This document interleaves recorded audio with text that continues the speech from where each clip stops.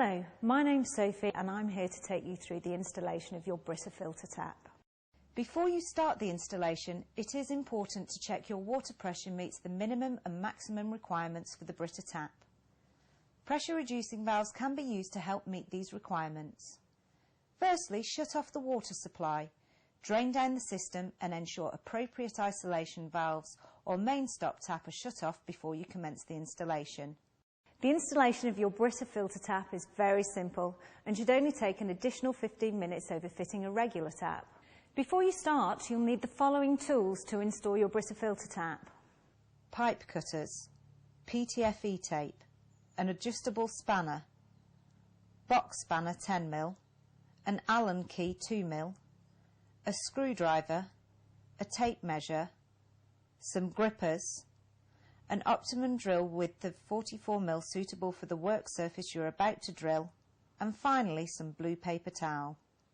Once you have all your tools in place, take your tap out of the box and you should have the following parts. A complete tap assembly with a prefixed black hose with a tag, your Brita filter cartridge, a filter cartridge head, a PCB unit, an electronic indicator cable, 2 flexible inlet hoses, a clamping stud, a clamping plate, a clamping nut, check valve housing, a battery, a base flange, a battery tray, a bracket with screws, and a separate hose.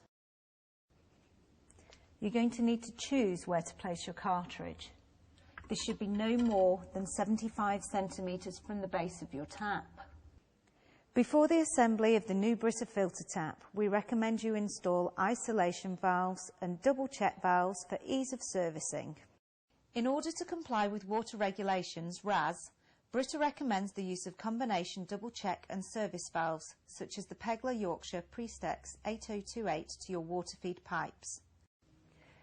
Check the lifetime indicator before fitting your tap. Insert the battery tray into the PCB unit. Make sure you do not insert the battery tray without the battery. Then take your lifetime indicator jack plug and insert that into the PCB unit. Then you need to press the reset button and wait for the indicator light to go from red to green. Insert the flexible stainless steel hoses into the base of your tap and tighten up with a spanner, like so. And then screw in the threaded clamping stud.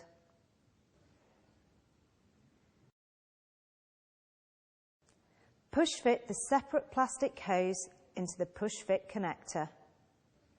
Disconnect the cable from the electronics box. Insert the lens into the base flange and push until it locks.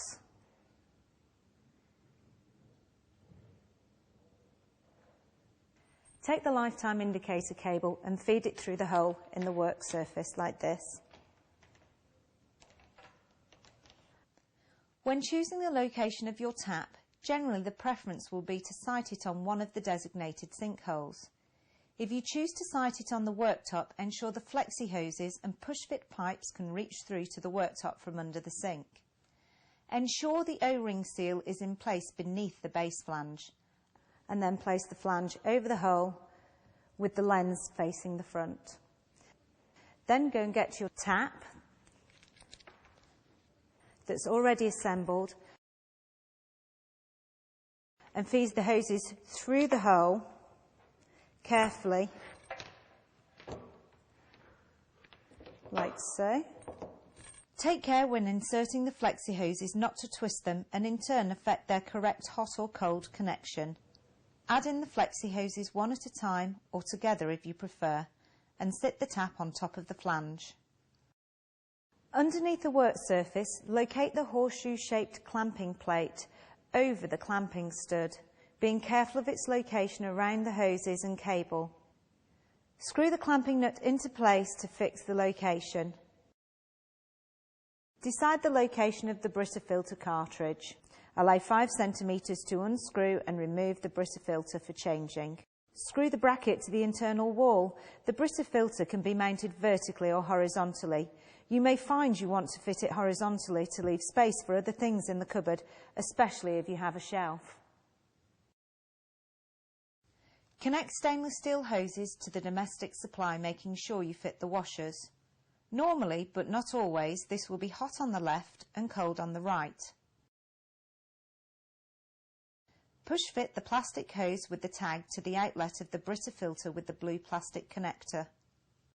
Push fit the separate hose, ensuring the push fit pipes are firmly in place to the inlet on the brass elbow. Finally, switch on the water supply, ensuring your valves are open, and check all aspects of the installation for leaks.